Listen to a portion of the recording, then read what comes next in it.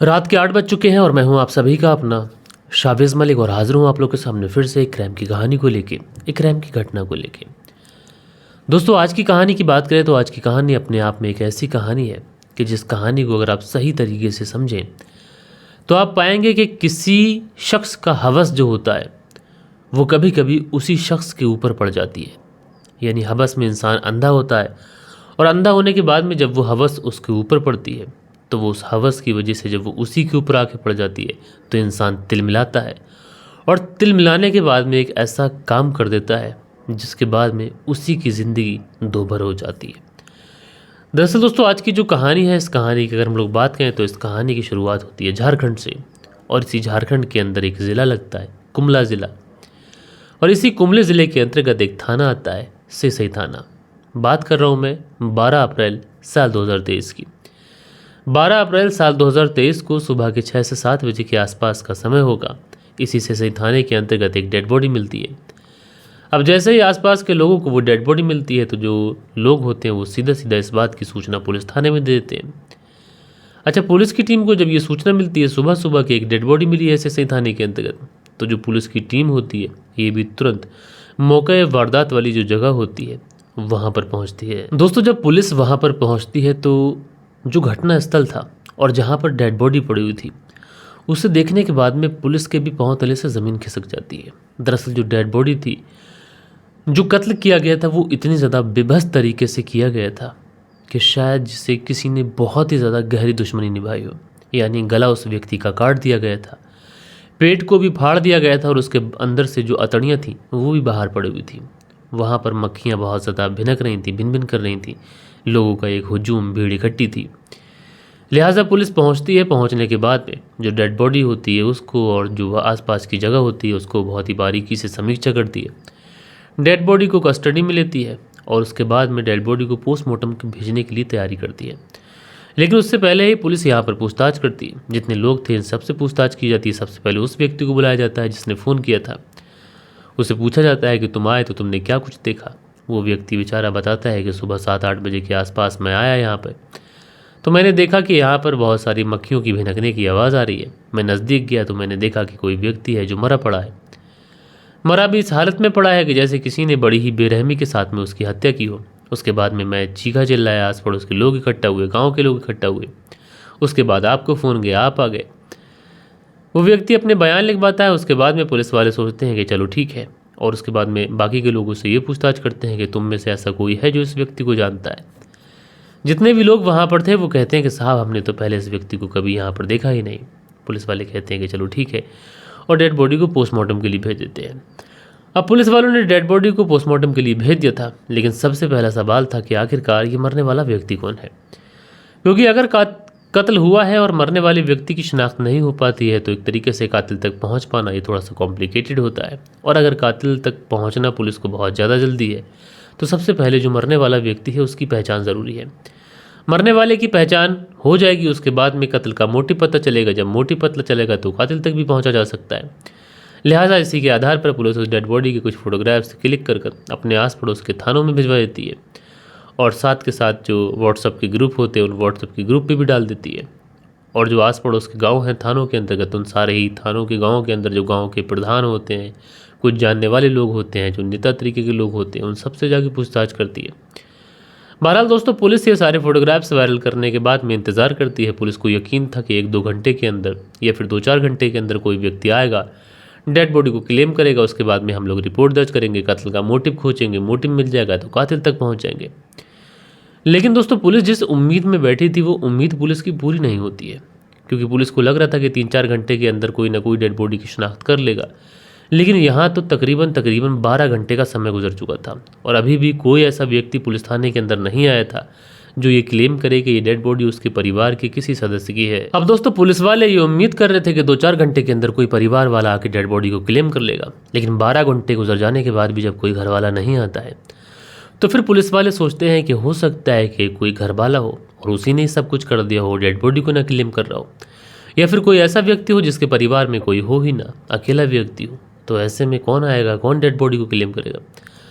अब पुलिस वाले जो थे इस पूरे एरिया के अंदर अपने तमाम मुखबिर को एक्टिव करते हैं और साथ के साथ पुलिस वाले ये फैसला करते हैं कि अब हम इस जांच को अपने स्तर से अपने तरीके से करेंगे। उसके बाद में पुलिस वाले सादावाने में अलग अलग तरीके से पुलिस की अलग अलग टीमें अलग अलग गाँव में जाती हैं, अलग अलग तरीके से छानबीन करती हैं कि किसी परिवार का कोई सदस्य गुम हुआ हो, या फिर कोई ऐसा व्यक्ति हो जो अकेला रहता हो वो गुम हो गया हो, या फिर कोई ऐसा व्यक्ति जिसके परिवार वाले उस व्यक्ति से नफरत करते हो, झगड़ा करते हो।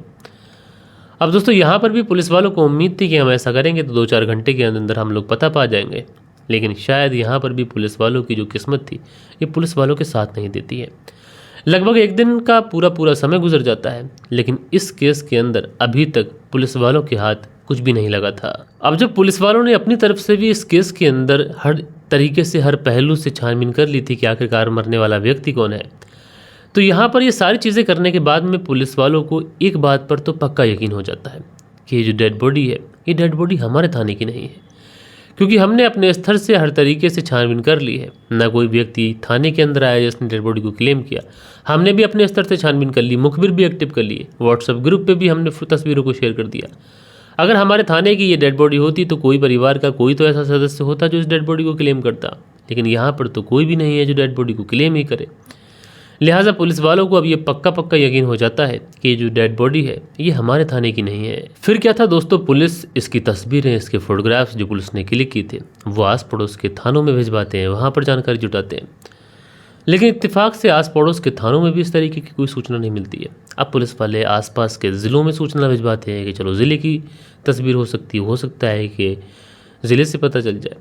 तो दोस्तों ज़िला स्तर पर जब छानबीन की जाती है तो ज़िला स्तर पर भी इस पूरे मामले के अंदर कुछ नहीं मिलता है। अब उसके बाद में दोस्तों पुलिस जो होती है ये प्रदेश यानी पूरे प्रदेश के अंदर ये तस्वीर को वायरल करती है कि हो सकता है कि पूरे प्रदेश में कहीं का तो कोई व्यक्ति हो जो इसकी शनाख्त कर ले। लेकिन दोस्तों अब यहाँ पर 2 से 3 दिन का और समय गुजर चुका था, और लेकिन जो पुलिस थी उसने पूरे प्रदेश के अंदर इस तस्वीर को वायरल कर दिया था, लेकिन कहीं से भी इस तस्वीर की शनाख्त कर डेड बॉडी को क्लेम करने वाला कोई भी ऐसा व्यक्ति नहीं था जो उस थाने पहुँचा हो। अब यहाँ पर पुलिस वाले एकदम से अचरज में पड़ जाते हैं कि कातिल तो छोड़िए, जो जिसका कत्ल हुआ है उसकी ही शनाख्त हो जाए तो बड़ी बात है, क्योंकि जिसका कत्ल हुआ है उसकी तो कोई सुध लेने वाला ही नहीं दिखाई पड़ रहा है। अब ऐसे में पुलिस वालों के जहन में ये आता है कि हमने गांव स्तर पे छानबीन कर ली, अपने थाने के स्तर पे छानबीन कर ली, आस पड़ोस के थानों के स्तर पे छानबीन कर ली, साथ के साथ हमने अपने ज़िले और पूरे प्रदेश के ज़िलों के अंदर छानबीन कर ली, और साथ के साथ पूरे प्रदेश के अंदर छानबीन कर ली। तो ऐसे में जब कुछ मिल नहीं रहा है तो पुलिस वाले फैसला करते हैं कि हो सकता है कि आस पड़ोस के जो और प्रदेश हैं उन प्रदेशों का कोई मामला हो। तो पुलिस वाले इस तस्वीर को बिहार भिजवाते हैं, दिल्ली भिजवाते हैं, और सटा हुआ कोई प्रदेश है वहाँ भिजवाते हैं। लगभग इस पूरे केस के अंदर अब लगभग 4 दिन का समय गुजर चुका था, और 4 दिन का समय गुजरने के बाद में एक शख्स जो होता है ये पुलिस थाने पहुंचता है। एंड पुलिस थाने पहुंचने के बाद में कहता है कि साहब मुझे ऐसा क्यों लग रहा है कि आपने जो तस्वीर वायरल की है वो तस्वीर किसी और की नहीं बल्कि मेरे बेटे की है। अब जैसे ही ये शख्स पुलिस वालों से ये बात कहता है तो पुलिस वाले थोड़ी सी राहत की सांस लेते हैं। पुलिस वाले सोचते हैं कि चलो कोई तो ऐसा है जो पुलिस थाने आया है और आने के बाद में ऐसा बोल रहा है। तो उसके बाद में पुलिस वाले क्या थे, उस व्यक्ति को अपने साथ लेके पहुँचते। साथ लेके पहुँचने के बाद में जो डेड बॉडी रखी हुई थी उस डेड बॉडी को दिखाते हैं।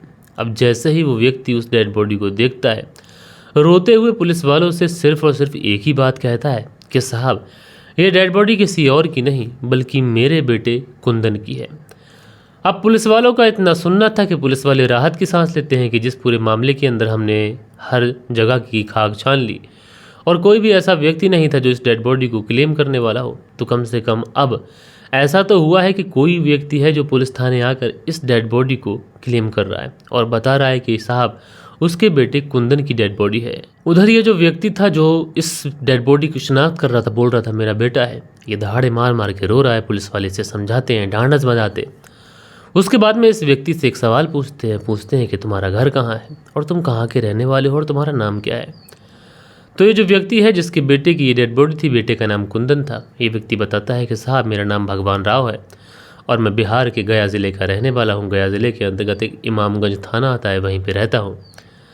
अब ये बात पुलिस वालों की सुनना थी कि पुलिस वाले बड़ा हैरान होते हैं कि एक व्यक्ति जो कि बिहार के गया ज़िले के इमामगंज थाने का रहने वाला है, उसकी डेड बॉडी जो है वो झारखंड के कुमला थाने के अंतर्गत जो कुमला ज़िला है उसके अंतर्गत जो सिरसा थाना है, यहाँ पर कैसे पहुँच गई। तो उसके बाद में जो पुलिस वाले होते हैं इस भगवान राव से एक सवाल पूछते हैं कि यहाँ पर तुम्हारा बेटा क्या करने के लिए आया था। यहाँ पर किसी से कोई रिश्तेदारी थी, कोई दोस्ती थी क्या? तो ये जो व्यक्ति होता है भगवान राव, ये कहता है कि साहब दोस्ती और रिश्तेदारी तो नहीं थी, लेकिन उसका बेटा जो कुंदन था ये रांची के अंदर पेंटर का काम किया करता था। अब रांची में पेंटर का काम कर रहा है और उसकी डेड बॉडी मिली है यहाँ पर सिरसा थाने के अंतर्गत। तो पुलिस वाले बड़ा हैरान होते हैं कि एक व्यक्ति जो कि पेंटर का काम कर रहा है, तो आखिरकार उसकी डेड बॉडी यहाँ पर सिरसा थाने के अंतर्गत कैसे पहुंची। फिर क्या था दोस्तों, पुलिस वालों को सबसे पहले ये पता लगाना था कि रांची में एक व्यक्ति जो पेंटर का काम करता है, आखिरकार वो कुमला कैसे पहुंचा। अब ये सब कुछ जानना था, तो ऐसे कौन बताया? जो शख्स यहाँ पर आया था उसकी तो मौत हो चुकी है, उसकी हत्या की जा चुकी है। बाप बेचारा बिहार के गया के इमामगंज में रहता है, तो उसे तो इस बारे में कोई सूचना ही नहीं है। लिहाजा पुलिस वाले सोचते हैं कि ऐसे कोई फ़ायदा नहीं है, टाइम ज़ाया कर कोई फ़ायदा नहीं है। अब जो हमारी टेक्निकल टीमें हैं, उन टेक्निकल टीमों का सहारा लेना चाहिए। यानी आसपास में जितने भी सीसीटीवी कैमरास हैं वो सारे के सारे सीसीटीवी कैमरास खंगालने चाहिए, और ये जो व्यक्ति है इसकी कॉल डिटेल्स निकालनी चाहिए, इसकी लास्ट लोकेशन निकालनी चाहिए। और पुलिस वाले भी सोचते हैं कि चलो ठीक है, ऐसा ही करेंगे, और उसी के बाद सारी चीज़ें हो सकता है कि खुल के सामने आए। क्योंकि एक व्यक्ति जो रांची में रहता है और वो कुमला में आया है, तो ऐसे में वो खुद तो आया नहीं होगा, कोई तो ऐसा शख्स होगा जिसने उसे बुलाया होगा। और अगर हम लास्ट लोकेशन, कॉल डिटेल्स और सीसीटीवी कैमरा की फुटेज निकालेंगे तो ये जो पूरा केस है पानी की तरह साफ हो सकता है। अब सबसे पहले पुलिस वाले जो थे वो इस व्यक्ति की यानी कुंदन की कॉल डिटेल्स निकालते हैं। जैसे ही कुंदन की कॉल डिटेल्स निकाली जाती है तो पुलिस वालों को जिस तरीके की उम्मीद थी, शायद उस तरीके की कॉल डिटेल्स में पुलिस वालों को कोई भी डिटेल नहीं मिलती है। पुलिस वालों को उम्मीद थी कि कॉल डिटेल्स में ये मिलेगा कि कोई व्यक्ति ऐसा होगा जो गुमला का होगा, और गुमला के किसी व्यक्ति से अगर बातचीत हो रही होगी तो हम उस व्यक्ति को अरेस्ट करेंगे, उससे पूछताछ कर लेंगे, क्योंकि उसी ने गुमला में लाकर शायद कत्ल किया हो। लेकिन कॉल डिटेल्स में ऐसा कोई नंबर ही नहीं मिला जिस पे बहुत ज़्यादा बात हुई थी। जिस पे ज़्यादा बात हो रही थी वो नंबर गुमला का ही नहीं था। अब ऐसे में पुलिस वाले सोचते हैं कि लगभग 12 तारीख को डेड बॉडी मिली थी, 4 से 5 दिन हम लोग ऐसे ही घूमते रहे। अब जाकर डेड बॉडी मिली तो फिर ये नहीं पता चल पा रहा है कि आखिरकार कातिल कौन है।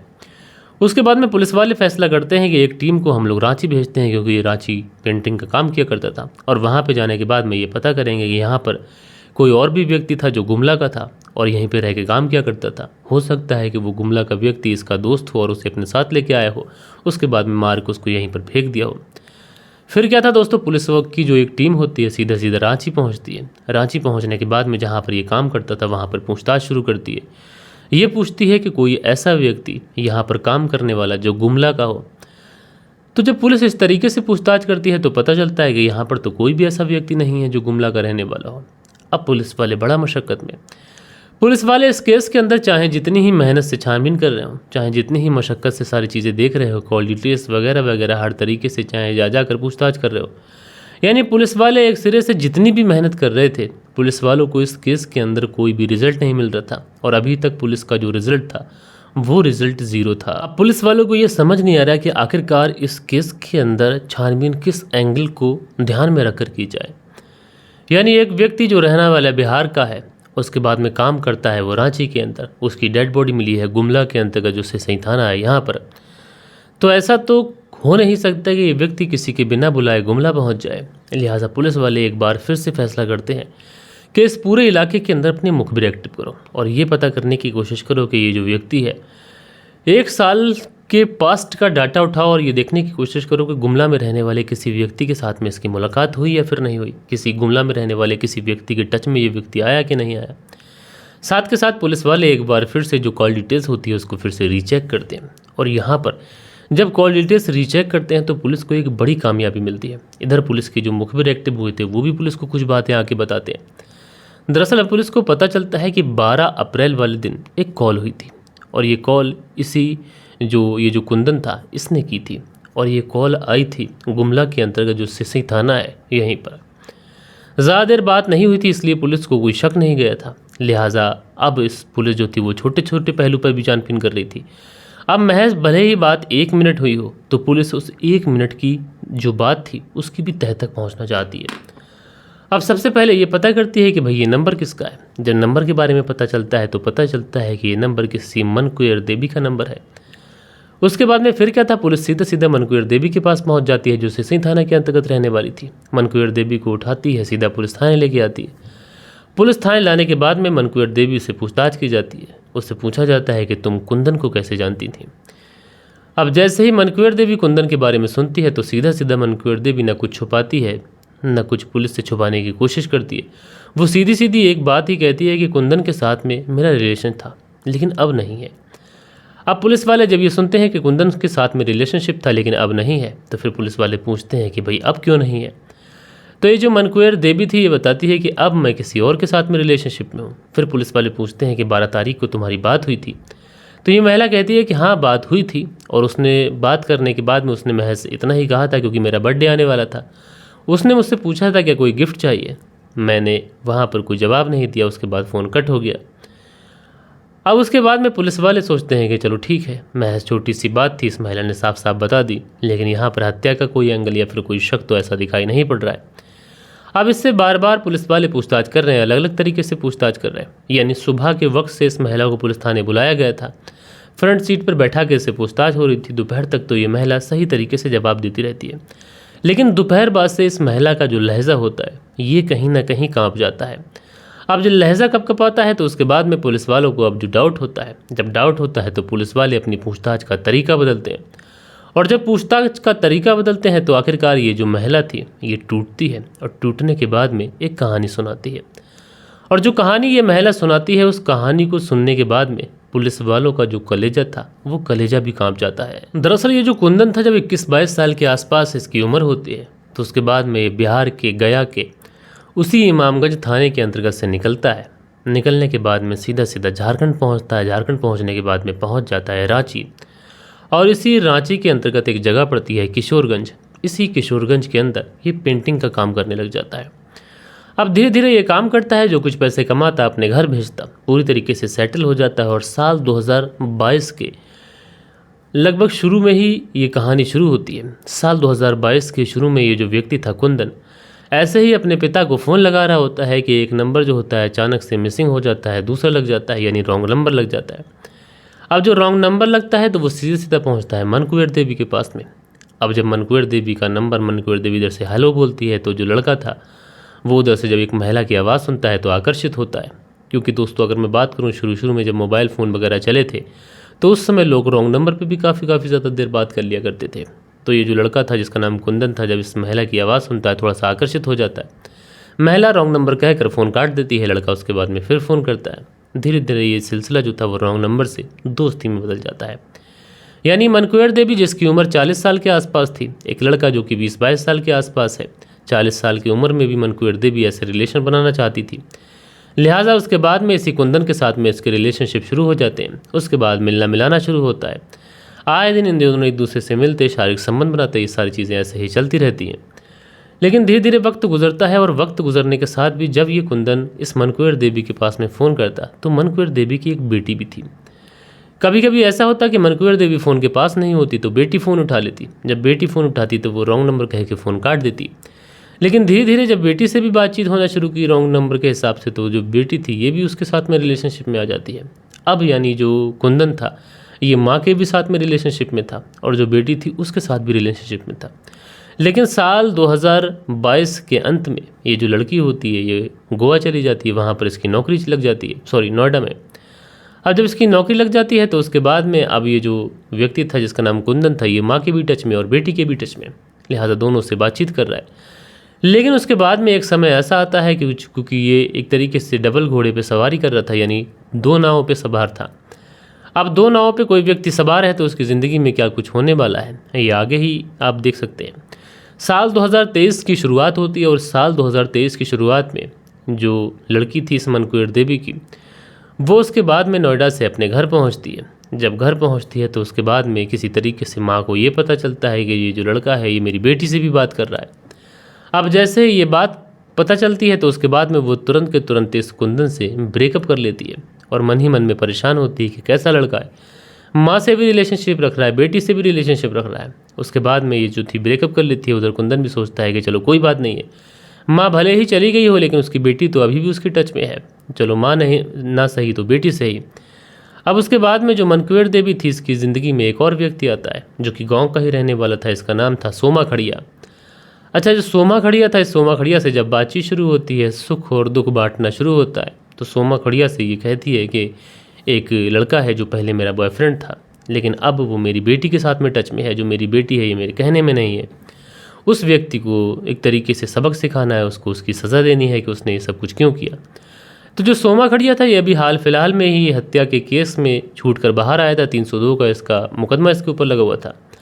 तो ये सोमा खड़िया सीधा सीधा इस मनकुएर देवी से एक ही बात कहता है कि वो जो लड़का है, एक काम करते हैं कि उसको ठिकाने लगा देते हैं। अब जैसे ही सोमा खड़िया ये जो राय थी ये इस मनकुएर देवी को देता है, मनकुएर देवी भी तैयार होती है कि चलो ठीक है, रास्ते से ही इसको हटा देते हैं, ठिकाने लगा देते हैं, मेरा बदला भी पूरा हो जाएगा।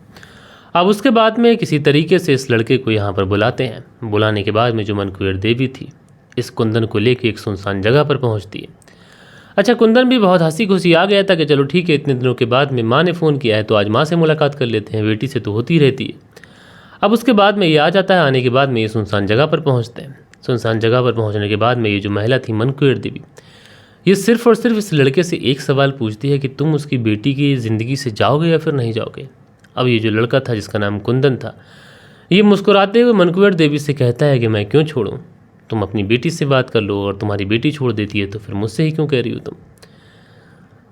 अब ये कुंदन इस तरीके से कह रहा था क्योंकि उसको पता था कि उसकी बेटी उसे छोड़ेगी नहीं और वो इसके कहने में नहीं है। तो ऐसे में बेटी से भी मुलाकात करूंगा, अगर तुम चाहती हो तो तुमसे भी कर लूँगा।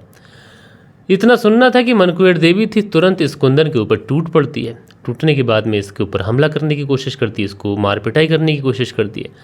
लेकिन मनकुएर देवी एक महिला थी और दूसरी तरफ जो कुंदन था एक जवान लड़का था, तो वो उसके ऊपर काबू पा नहीं पाती है, बल्कि जो कुंदन था वही उस महिला के ऊपर हावी पड़ जाता है। इतने में ही ये जो व्यक्ति था जिसका नाम सोमा खड़िया था, चूँकि ये छुपा हुआ था पहले से ही, वहाँ से बाहर निकलता है। बाहर निकलने के बाद में दोनों मिलकर उस कुंदन के ऊपर हमला करते हैं। चाकू निकाल कर पहले तो उसका गला काट देते हैं। गला काटने के बाद में अब इनको लग जाता है कि कुंदन की मौत हो गई है। इतने पे ही मनकुएर देवी रुकती नहीं है, चाकू अपने हाथ में लेती है और उसके बाद में कुंदन का पेट फाड़कर उसकी अतड़ियाँ बाहर निकाल देती है। और उसके बाद में उस डेड बॉडी को वहीं पर ये झाड़ियों में छुपाकर वहाँ से 9-11 हो जाते हैं। इन लोगों का मानना था कि जो डेड बॉडी है इसकी शिनाख्त ही नहीं हो पाएगी। दूसरी तरफ कॉल पे भी कोई इतनी बड़ी बातचीत नहीं हुई, तो वहाँ से भी कोई शक होगा नहीं। लिहाजा गाँव में ही ये लोग अपनी ज़िंदगी बसर कर रहे थे, कहीं भागे नहीं थे, वहीं पर आराम से रह रहे थे। और पुलिस ने इसी मनकुएर देवी की तहरीर के आधार पर सोमा खड़िया को भी अरेस्ट किया। दोनों को अरेस्ट कर जेल भेजा गया। बहरहाल दोस्तों, ये थी कहानी, और इस कहानी को मैं एंड करूं, कमेंट्स आप लोग की पढ़ूं उससे पहले मैं आप लोगों से एक बात कहना चाहता हूं। बहुत सारे लोग ये कहते हैं कि सर कहानी का एंड क्या हुआ, इन लोगों को क्या सज़ा मिली, ये तो आपने बताया ही नहीं, और ऐसी कहानी सुनाया करो जिसमें कम से कम सज़ा मिल जाया करे। तो मैं एक चीज़ आप लोगों को बहुत अच्छे तरीके से पहले भी बता चुका हूँ और आज भी बता रहा हूँ। अगर कोई केस होता है, कोई क्राइम होता है, उसका जो केस होता है, कई केसेस ऐसे हैं जो साल 2010 में हुए हैं, साल 2023 में उसमें सज़ा सुनाई जा रही है, तो कम से कम काफ़ी ज़्यादा समय लगता है। और ऐसे में अगर आप लोगों को केस ऐसे सुनाऊंगा तो बहुत ज़्यादा पुराने हो सकते हैं। तो ये तो कोई पॉसिबल चीज़ है ही नहीं कि ऐसा कोई केस सुनाया जाए जिसमें सज़ा मिल चुकी हो। अगर मैं सुनाऊंगा तो उस समय तो लगभग सारे लोग उस केस को सुना चुके होंगे। बहरहाल दोस्तों, इस तरीके से इस केस का पर्दाफाश हुआ और आप लोगों ने देखा कि एक महिला पहले तो एक जवान लड़के के साथ में संबंधों में आती है, फिर उसके बाद में वो लड़का उसकी लड़की के साथ भी संबंधों में आ जाता है। अब ये महिला अपने आप को क्रोधित होती है और गुस्से में आग बबूला होती है, जल्दबाजी में एक ऐसा फैसला लेती है जिसकी वजह से अभी अपनी तमाम ज़िंदगी जेल में गुजारेगी। आप लोग इस पूरी कहानी के बारे में जो भी सोचते हो कमेंट्स करके ज़रूर से ज़रूर बताइएगा। बाकी दोस्तों, कल के दिन आप लोग के कुछ बेहतरीन से कमेंट्स भी थे, वक्त होता है कि आप लोग के कमेंट्स पढ़ लिए जाए। सो दोस्तों, जो कमेंट्स थे उसमें चन्ना राम है, लिखते हैं नाइस स्टोरी सर, तो चन्ना राम जी शुक्रिया। खेमराज भट्टी हैं, लिखते हैं नाइस स्टोरी सर, तो खेमराज भट्टी जी आपका शुक्रिया। उसके बाद में मंसूरी भाजान दिनेश कुमार जी अपना प्यारा सा कमेंट्स करते हैं, तो आप दोनों का भी शुक्रिया। मोहम्मद रियाज जी अपना कमेंट्स करते हैं, लिखते हैं नाइस स्टोरी सर जी, तो मोहम्मद रियाज जी शुक्रिया आपका। उसके बाद में रियल क्रिएटर जी कमेंट्स करते हैं, शुक्रिया मेरे भाई। दिनेश कुमार हैं, लिखते हैं नाइस वन डेयर, तो दिनेश कुमार जी मेरे भाई शुक्रिया आपका। दिनेश कुमार आगे लिखते हैं भाई बहुत ही बढ़िया स्टोरी है, तो दिनेश कुमार जी मेरे भाई शुक्रिया आपका। मंसूरी भाजान शमीम अख्तर लिखते हैं नाइस स्टोरी मलिक भाई, तो शमीम अख्तर जी शुक्रिया आपका। शील निधि शर्मा लिखते हैं आज की स्टोरी अच्छी लगी मलिक भाई, तो शील निधि शर्मा जी आपका बहुत बहुत शुक्रिया। दिनेश कुमार लिखते हैं नाइस स्टोरी भाई, अंदाज़ है आपका कहानी सुनाने का, तो बहुत बहुत शुक्रिया। उसके बाद में दिनेश कुमार जी के कई सारे कमेंट्स हैं। खान अकील जी लिखते हैं अस्सलाम वालेकुम शाबिज़ भाई, नाइस स्टोरी, डिस्ट्रिक्ट कहानी है, तो मेरे डिस्ट्रिक्ट की कहानी है, तो खान अकील जी आपका बहुत बहुत शुक्रिया। मंसूरी भाईजान लिखते हैं भाई जी अस्सलाम वालेकुम, आपकी कहानी को सऊदी अरब से सुनते हैं, तो मंसूरी भाईजान जी आपका शुक्रिया। मोहम्मद इमरान है, लिखते हैं इमरान फतेहपुर से कहानी सुनते हैं। महाकाल है, लिखते हैं जय जगन्नाथ। अंसारी सुहेल जी कहानी सुनते हैं, बहुत बहुत शुक्रिया कुबैस से। उसके बाद में विकास गुप्ता लिखते हैं आप कैसे हैं सर जी, आपका एक्सप्लेनेशन इज़ वेरी गुड। तो मेरे भाई आपका बहुत बहुत शुक्रिया। राधेश्याम शर्मा लिखते हैं, राधेश्याम शर्मा शिरसी जयपुर राजस्थान से कहानी सुनते हैं। कातिल कितना भी होशियार हो और गुनाह चाहे कितनी होशियारी से करे वो कभी छुप नहीं सकता। बहुत अच्छी बात कही आपने, शुक्रिया आपका। सुरेंद्र शर्मा श्री जो स्टोरी सुनते हैं वो सुनते हैं श्री विजयनगर राजस्थान से, शुक्रिया आपका। सुख पवार हैं, लिखते हैं नाइस स्टोरी। सुख पवार मलौट पंजाब से सुनते हैं कहानी, भाई बहुत बहुत शुक्रिया। प्रियंका सिंह लिखते हैं कहानी रोज़ सुनती हूँ, घर का काम करती रहती हूँ। तो प्रियंका सिंह जी शुक्रिया आपका। प्रियंका सिंह लिखती हैं आगे राधे राधे भैया जी, तो शुक्रिया। बीना सिंह जी नमस्ते बोलती हैं। दिनेश कुमार जी लिखते हैं my wife also like your story. Mandeep Verma की पत्नी प्रादीप वर्मा जलंधर पंजाब से सुनती हैं। मंसूरी भाईजान लिखते हैं मलिक भाई शुक्रवार रात को हमारा मोबाइल गिर गया था, उसके बाद शनिवार और रविवार को मोबाइल लेने और सिम नहीं निकलवाने का टाइम लग गया, इसलिए 2 दिन कहानी नहीं सुन पाया और ना ही कमेंट्स कर पाया। तो मंसूरी भाईजान जी मुझे अफसोस हुआ कि आपका मोबाइल गिर गया, आपका नुकसान हो गया। कोई बात नहीं, कहानी तो सुनते ही रहेंगे, लेकिन सबसे बड़ी हैरानी ये है कि मोबाइल गिरा और उसके बाद में इतना बड़ा नुकसान हो गया। राजू सोलंकी हैं, लिखते हैं हैप्पी नवरात्रि मलिक भाई। तो भैया हैप्पी नवरात्रि, कैसे हैं आप। उसके बाद में सुनती आ गई हैं शहना बुलंदशहर से सुनते हैं। बालिश बिहारी हैं, लिखते हैं मलिक साहब जी नमस्कार। आपने बच्चे के लिए कितना दिमाग लगाते हैं लोग, लेकिन कुछ नहीं पता, शुक्रिया आपका। फरजाना सिद्दीकी लिखती हैं लड़कियों को प्यार के आगे वो अंधी हो जाती हैं और घर वाले उसको अपने दुश्मन दिखाई देते हैं। अच्छी बात कही आपने। मेरा हरियाणा लिखते हैं मेरे भाई आपका स्टोरी सुनाने का तरीका बेस्ट है। नरेश राजपूत सिरसा घोघरा से सुनते हैं। लेक अब्बास गुलस्तनाज बागपत यूपी से सुनते हैं, शुक्रिया। अबू जाहिन लिखते हैं यार story finding is not well, listen your story from Subratan Banerjee, you will find the difference. तो अबू जहन जी होता क्या है कि अलग अलग पोर्टल पे अलग अलग तरीके से कहानी छपी होती है और उसको अलग अलग तरीके से हर इंसान अपने लहजे में सुनाता है, लेकिन जो चीज़ें होती हैं जो फैक्ट होते हैं वो सेम होते हैं। उसके बाद में चन्नाराम गुड़गांव से सुनते हैं। प्रियंका सिंह लिखते हैं स्टोरी भैया आज की मैं कमेंट्स नहीं कर पा रही हूँ, सॉरी भैया।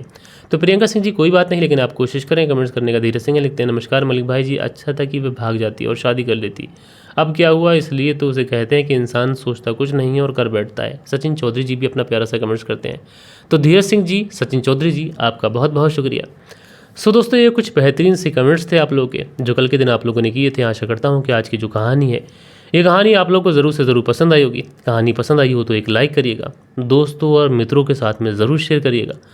बाकी दोस्तों मिलते हैं कल के दिन किसी और स्टोरी के साथ में। जब तक के लिए अपना ख्याल रखें, देश का ख्याल रखें, परिवार के रिश्तों की अहमियत को समझें। जय हिंद, जय भारत।